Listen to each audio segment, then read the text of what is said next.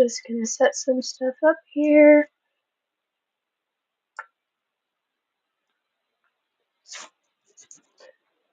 Alrighty. Is this? Ah, there we go. Okay.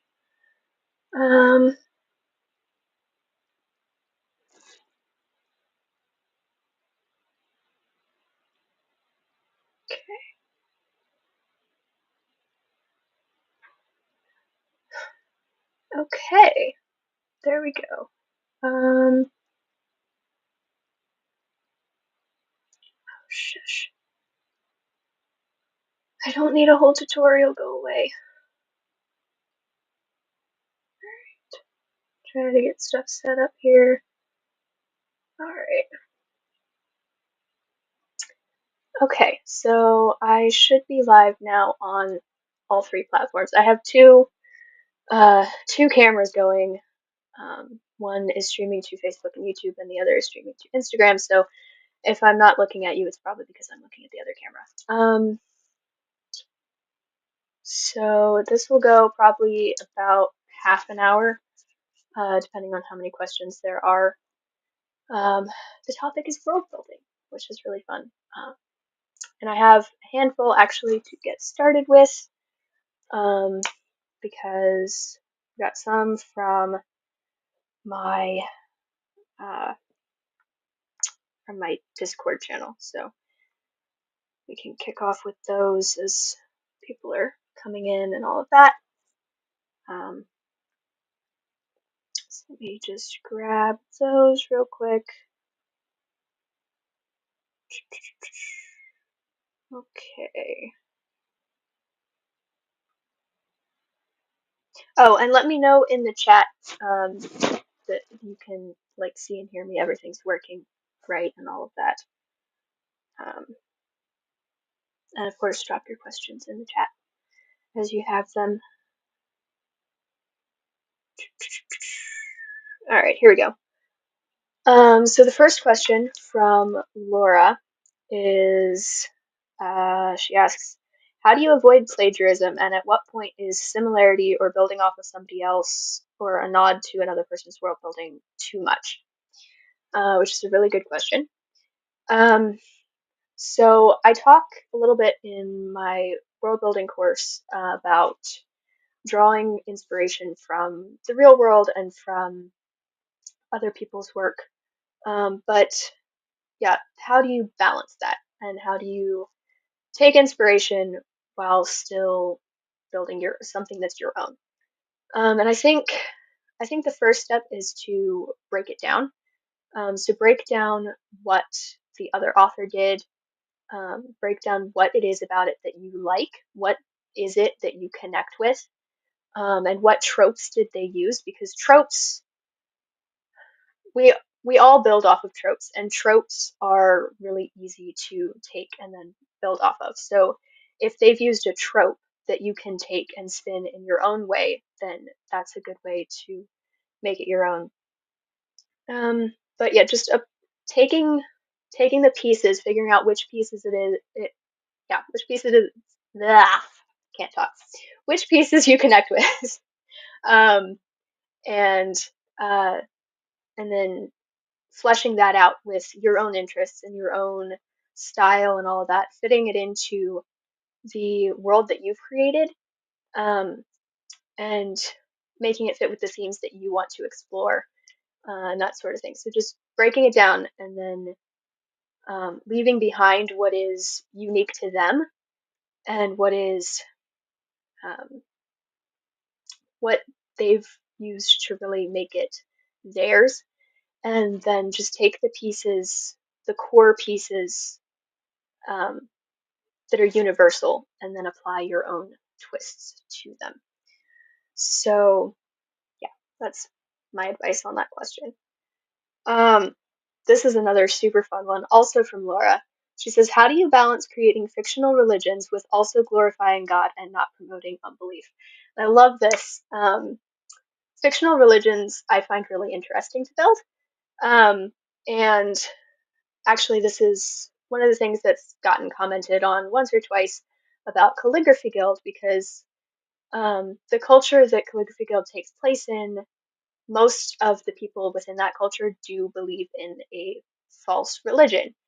Um, and I think the trick here is to, well, there are a handful of things. So religions all have faith uh, at at their core. Um, so and faith, we all have struggles with faith, and um, we all, I mean, so faith is something that you can use as a theme regardless. So you can even use false religions to explore the theme of faith and doubt and all of that. So there's that. Um, Also, putting in bits of truth, because all false religions, I mean, truth is built into the universe. It's part of the fabric of the universe. The universe would not exist without God's truth, because the, it's built from his word and his truth, and he is truth and his word is truth. So you can't completely avoid it. Even when you twist it and you try to avoid it, it's unavoidable. So um, just showing bits of truth in that, um, and you can even you can even sometimes highlight truth through the falsehoods of a fictional religion. So, like an example, one of the religions I've built for my fantasy world is I have one that's split into three main factions, and they believe in different elements of worship being the most important. So, one faction believes that action is the most important, one believes that learning about theology and the world and all of that is the most important, and one believes that just living faithfully is the most important. And so, through that, I'm able to highlight the importance of all three of those elements in our own worship of God. Um, so you can even use the things that they get right, but not quite. You can use those to highlight what is true. And then also give those false religions a little bit of a hollowness, because they might get certain things right, but they're not going to be fulfilling. They're not going to have the fulfillment of total truth. Um, so in Calligraphy Guild, the the main characters have a lot of doubt in their gods. They can't see their gods moving because their gods aren't real. They're not moving.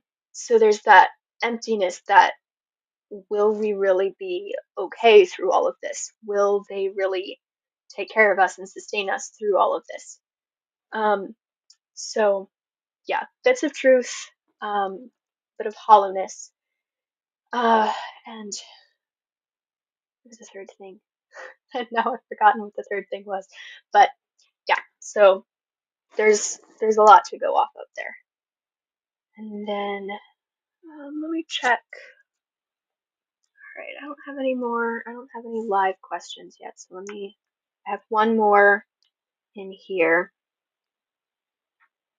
Um, so Maple asked, world building at this point is somewhat part of your brand.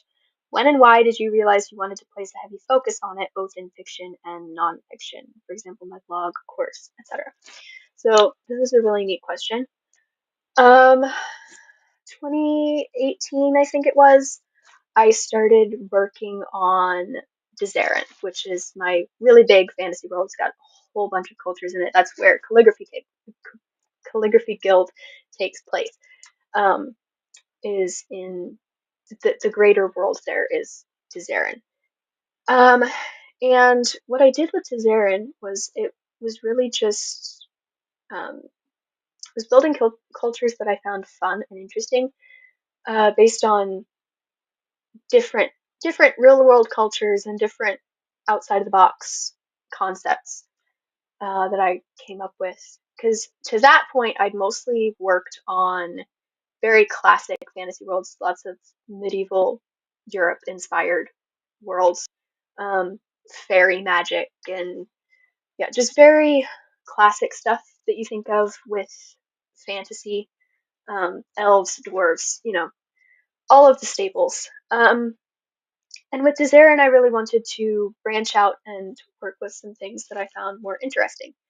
Um, and through all of that, I realized that that was really a better model.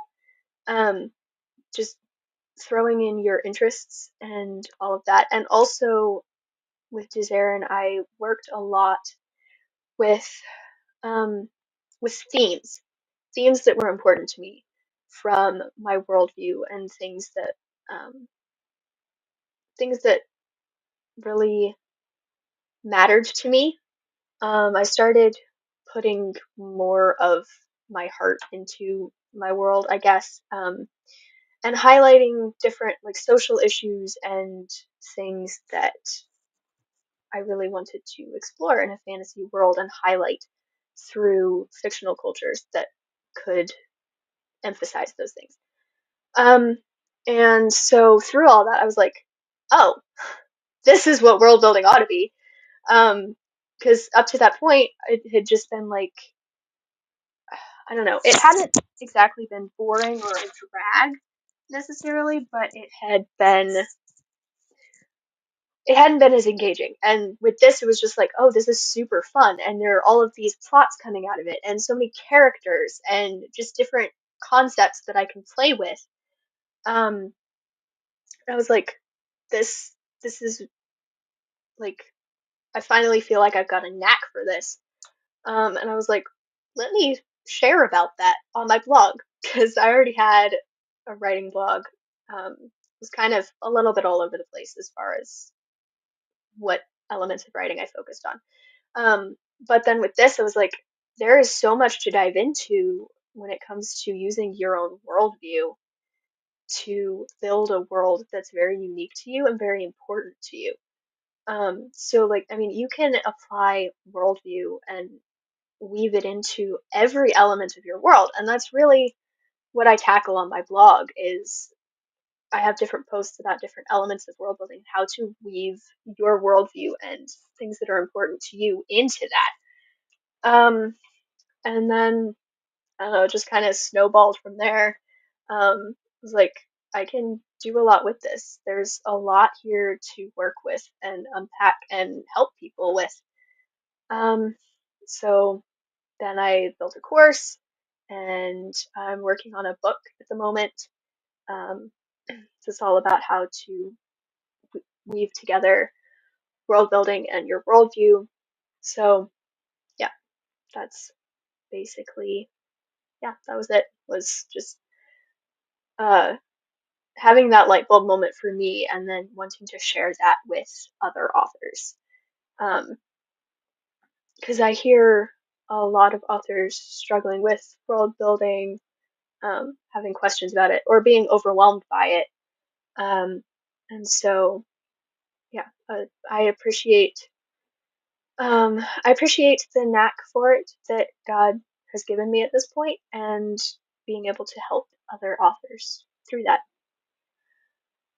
Um, yeah, so that's all of the questions I had already. So if y'all have any questions, just drop them in the chat. If you have questions about any of my answers, if I was unclear or too rambly, um, yeah, you can comment. And yeah, I got about 15 more minutes. So.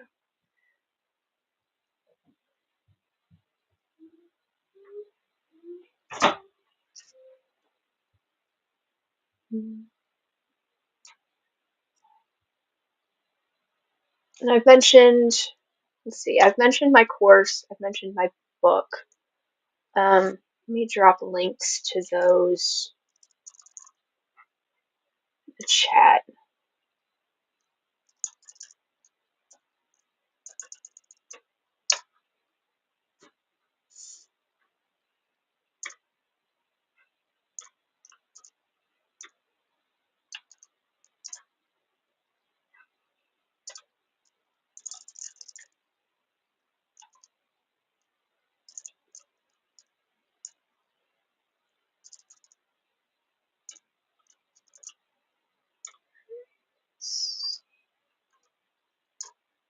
Okay, so in that chat, now I just gotta copy them over here. Stupid screen. Doesn't like me.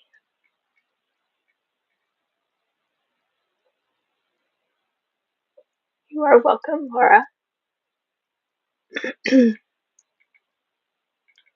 And also my newsletter is a good place to get world building information, because that's sort of the middle, so like where all of the information goes. So like I have things that I post on um, things that I post on social media and things that I post on my blog, and my newsletter gets both.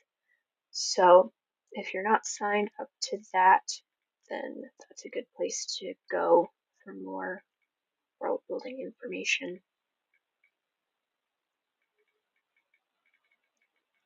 And I mostly do world building for speculative fiction because that's what I write. But if you have any questions too about world building for other things, because there are some principles that can carry over whether you're writing about a fictional world or the real world. So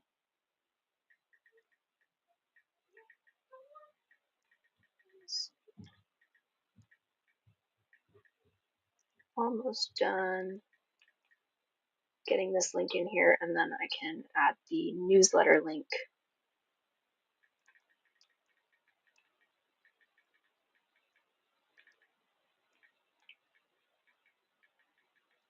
Sorry, the video is not very pretty over on Instagram while I'm typing these things in. Okay, so then newsletter link. There we go.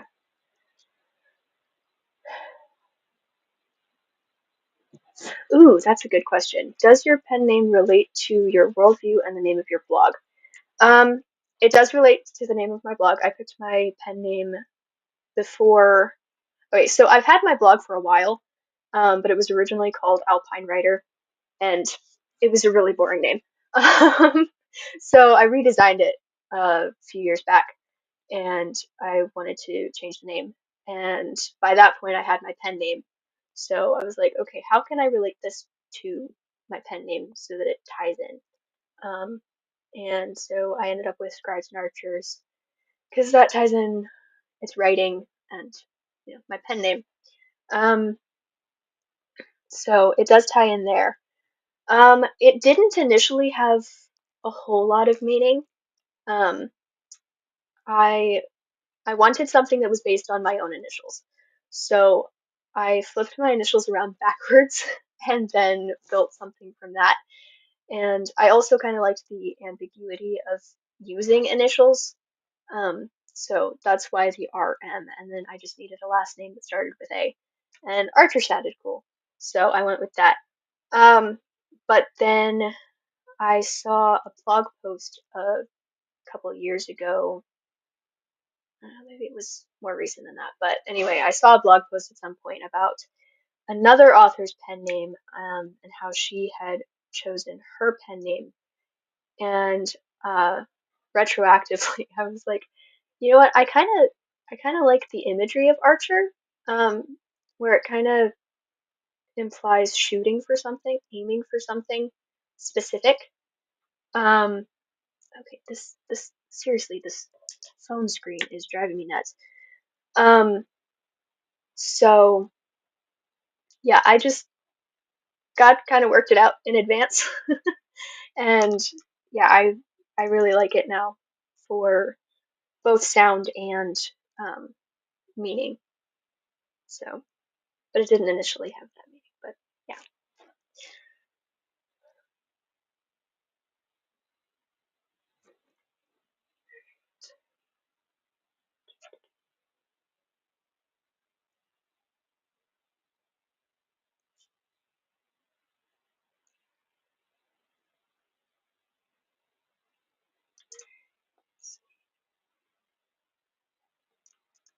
Don't know what I can or can't do with Instagram on desktop. I'm gonna see if I can get this MailChimp link in here. And if not, it is in my bio. So if anyone wants to sign up there, it doesn't look like I can access the live from here. So, and the link is a lot of numbers and letters, so I don't feel like copying it manually. But yeah, it is in my bio, or it should be. If it's not, I can fix that. Um, it is not in here. Oh, well, it's sort of in here. It's not really in here. Yeah, so I can fix that while y'all are thinking up questions.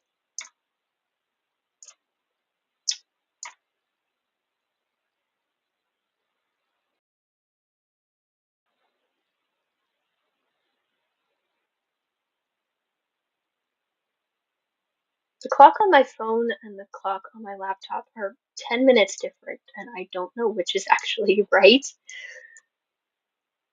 Because one of them is saying that it's 4:55 and the other one is saying it's only 4:45, and I don't know which one's correct.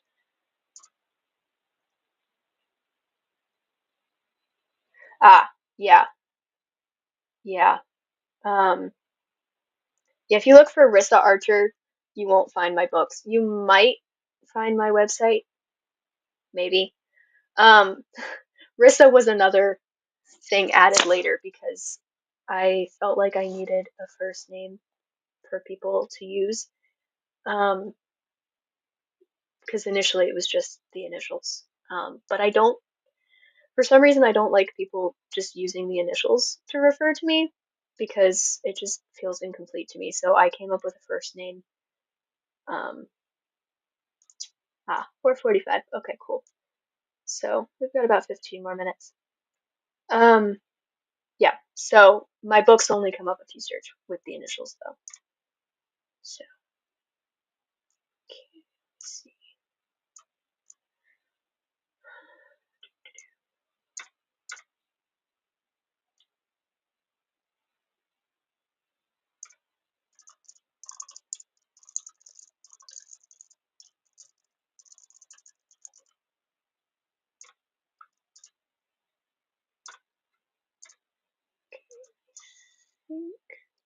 Yes. Okay. Cool.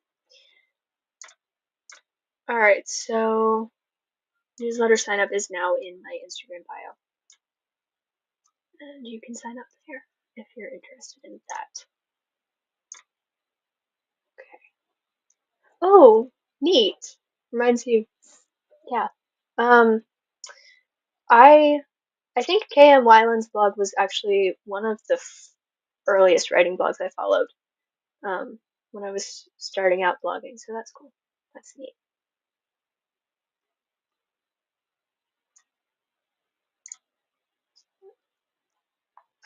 I haven't actually read any of her books though. I need to do that.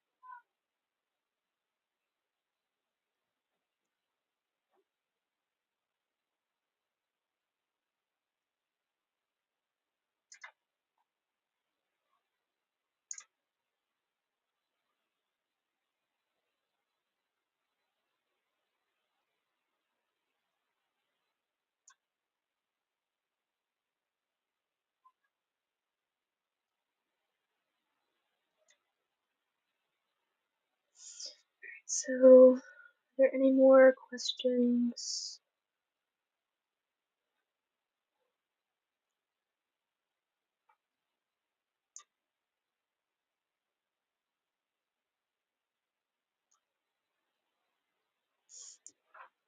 It's interesting. I'm also figuring out where people watch most. So it looks like we mostly got people on Facebook and a couple on Instagram.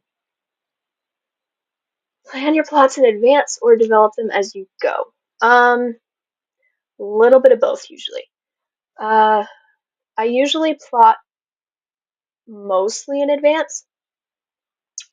With Calligraphy Guild, I outlined most of the book and then got a little bit stuck on the ending. So I was like, I'm just gonna start writing, and then when I get there, I'll figure out the ending. So I wrote all the way through what I had outlined, which was like 5 chapters from the end, I think.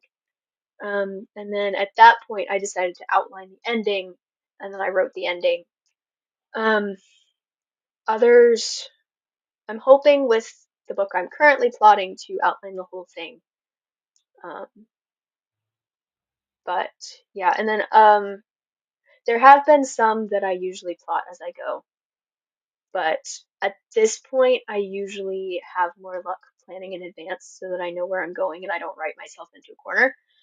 I still try to work flexibly from the outline and not railroad myself because at that point, then I'll get stuck that way too. So I think there's like a sweet spot somewhere in the middle, at least for me. But it depends on what works for you. I know other authors who do really well just writing as they go. I know others who probably stick pretty rigidly to their plots, their outlines. But for me, the sweet spot's somewhere in the middle. I generally outline by chapter, so for each chapter, I'll kind of outline the different scenes and what needs to happen in each scene. I'll usually jot down some of the details if I really have something that I really want to remember. So, like, if there's a particular motivation, character motivation, or setting thing, or like a little detail about how the character behaves, I'll usually jot that down in there too. But don't, I don't know, I don't feel like I have super specific plots, but or outlines rather. But I don't know, other people might disagree if they looked at my outlines. Oh, we've got a new person. Hello, Hannah.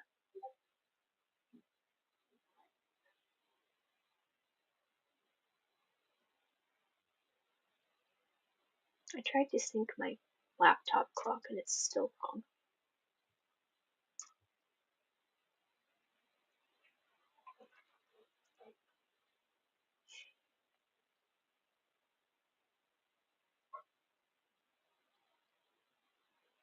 Some of my plots come easier than others too.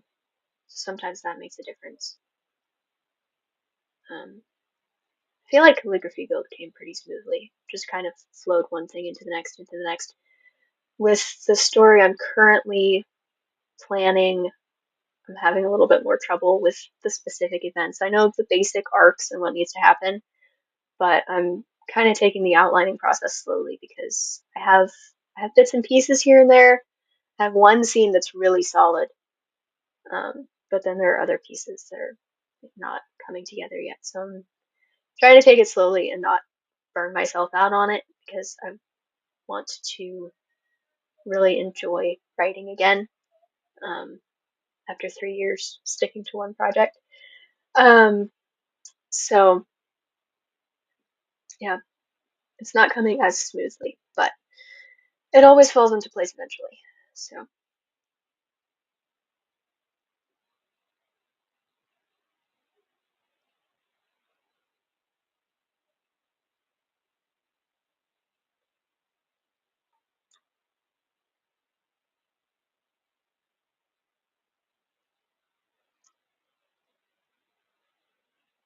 any more questions before we finish up? I think we've got about 10 more minutes.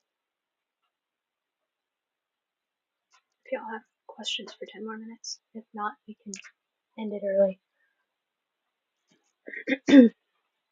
Hopefully I'm talking loud enough. I have a tendency to talk too quietly and then my mic doesn't pick it up. Thank you for that input. My sister just came in. Oh, hi, Ria.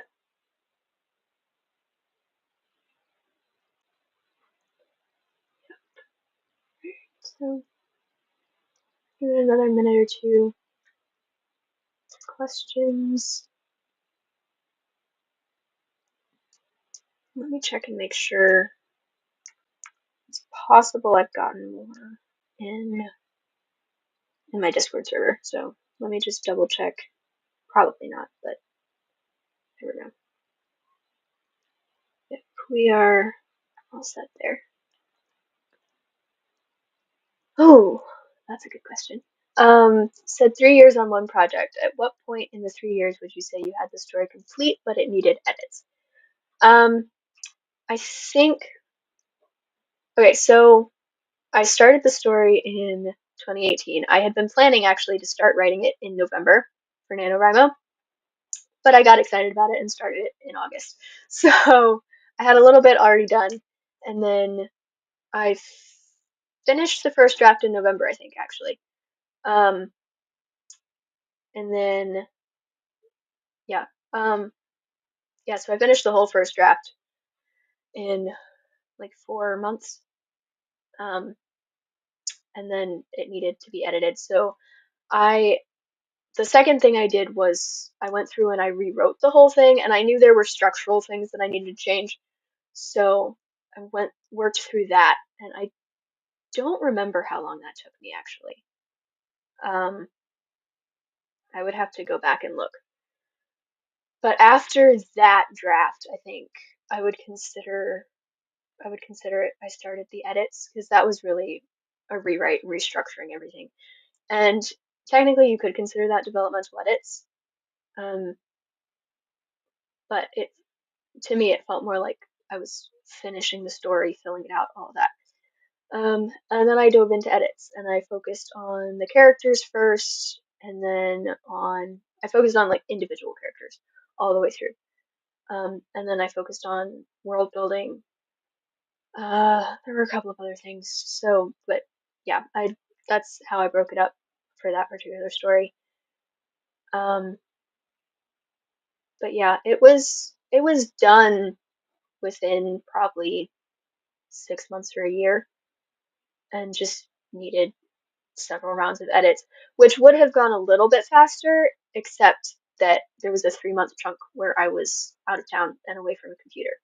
So I used that opportunity to give it to my beta readers, and they had 3 months to read it over. Um, and then at that point, I went back to it and applied their edits, and then worked on my own edits, and then sent it off to a professional editor. And yeah, so now all of that is behind me, and it's just about ready to be published and read. So yeah, so about 6 months or a year.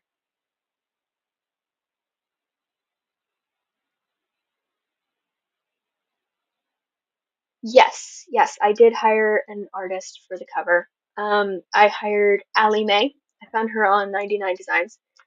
I wasn't quite sure what I wanted for the cover of Calligraphy Guild. I was actually thinking something watercolor to begin with. Um, so I wasn't quite settled on it. So I decided to try 99 Designs, get some different options, see what I actually liked. And Allie Mae contributed the cover that she did. It was actually originally gold, which looked super cool, but I was like, try it in green because for some reason I've associated green with Calligraphy Guild for like the entire process. So we tried it in green, and yeah, that's basically the cover it's got now. And I love the cover, by the way, and it gets tons of compliments. And yeah, Allie just did an amazing job with it, and she's been super great in with making little tweaks to it too, as it doesn't quite work in the print or whatever. Um, so yeah, but she's been super patient with the little tiny tweaks and all of that. So yeah, she's been great to work with.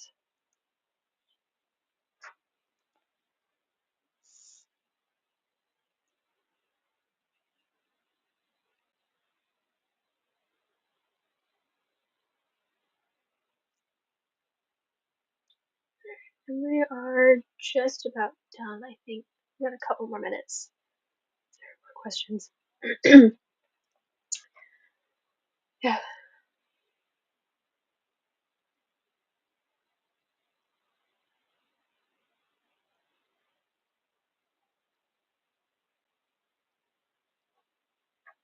I'm hoping to do another Q&A at some point about indie publishing.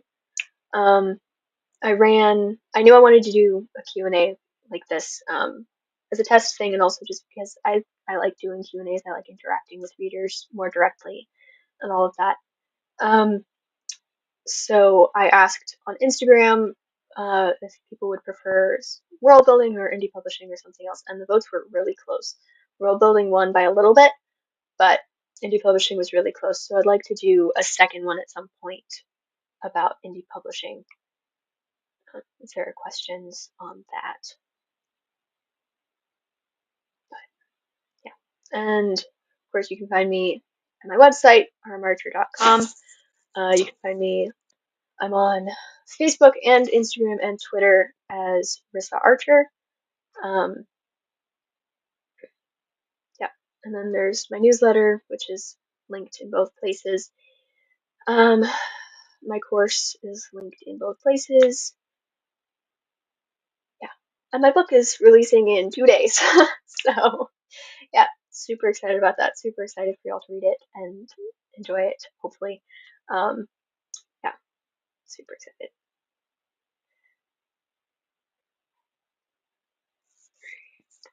Someone new just popped on, so I'm gonna give it another minute or two in case they've got any questions. But if not, then I will wrap this up and we'll have the replay. Oh, hang on, another question. How old were you when you started Calligraphy Guild, and how long is the indie publishing process? Let's see, August 2018. I was 16. I was 16 when I started Calligraphy Guild.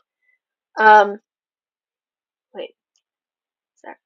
Yes, because I'm turning 20. Right, that's how that math works. Um, yes, so I was 16, and the indie publishing process can take. It depends. Um, with this book, it was 3 years. With some of my short stories, it was only a few months. So like short story collection volume 1, I want to say was like 3 months. Because I wrote all of the short stories in December, and then I published them in February, very end of February. Um, so that one was a lot shorter. The Mirror Hunter Chronicles was a little over a year, I think, because I published that one in 2019, May of 2019. And I had started writing those the same December I started writing the short story collection. So yeah, like a year and a half for that one. So yeah, it really depends on the book. Really depends on how how long it is, how many rounds of edits it needs, how much prep you want to do for marketing and all of that. Yeah, so a lot of factors go into how long it takes to publish. But very cool. Pre-ordered. Very nice. And if you email me your pre-order receipt, then I can get you on a list for pre-order goodies, which are very fun. There's like a candle and custom tea and bookmarks and character art. And I feel like I'm forgetting something. But yeah, lots of cool stuff. So yeah, very fun. I'm excited to send all of that out.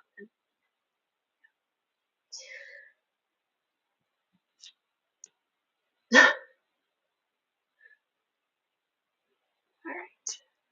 Let's see.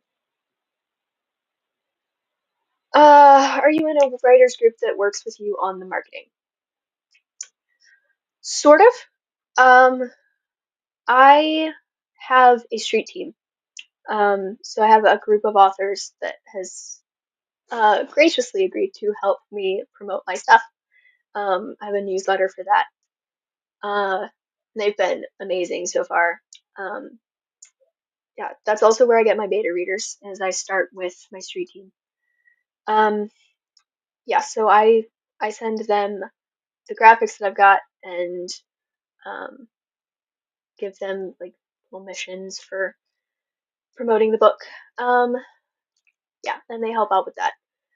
Um, so yeah, but I'm not in like a writing group that well, okay, that's not entirely true either. I have a couple of online writer groups, but they're kind of two separate things. Is I have the group that helps me market, and then I have the writer groups that are just like for chatting about writing and critiquing each other's stuff and all that. So,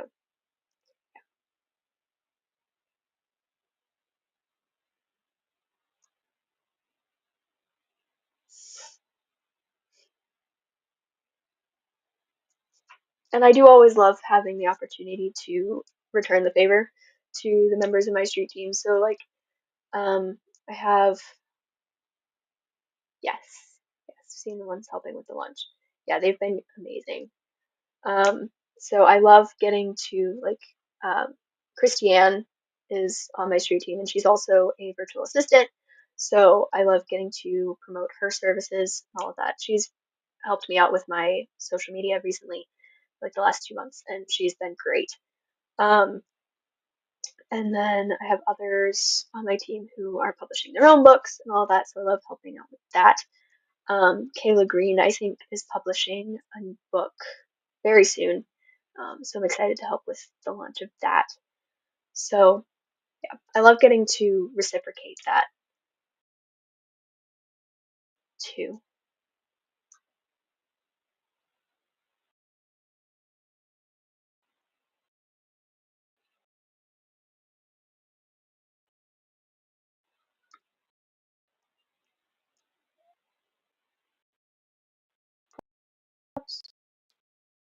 There's we're pretty close to 45 minutes here, so leave a few more minutes. Finish up when this hits 45 minutes.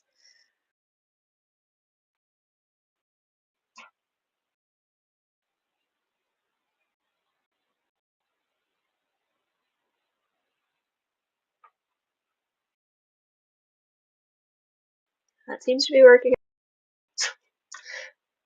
My internet.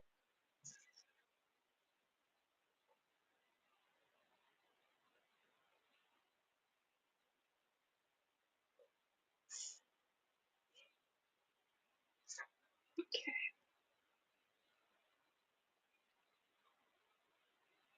So if there are no more questions, I might wrap it up. But thank you all for coming and for doing your questions. Aha! We thought of doing a series starting with Calligraphy Guild. Sort of, but not really. So Calligraphy Guild is intended to be a standalone. Um, it just, I don't know, it kind of fits. It's kind of self-contained. It does have intentionally kind of subplots that aren't quite wrapped up because I wanted to give the feel that the characters' lives kind of extend beyond the book. There are things, there's subplots and themes in Calligraphy Guild that don't reasonably wrap up in the span of one story, um, whether that's a standalone or a series. Um, but with that said, there are some things that I could play with in short stories or novellas that are connected to it in the future. So I appreciate having a little bit of freedom there where I can just leave it as one, but I can also go back to it and revisit it and play with it some more if I want to. So it's kind of a nice balance there, I think. But yeah, there's no real plan for a series per se.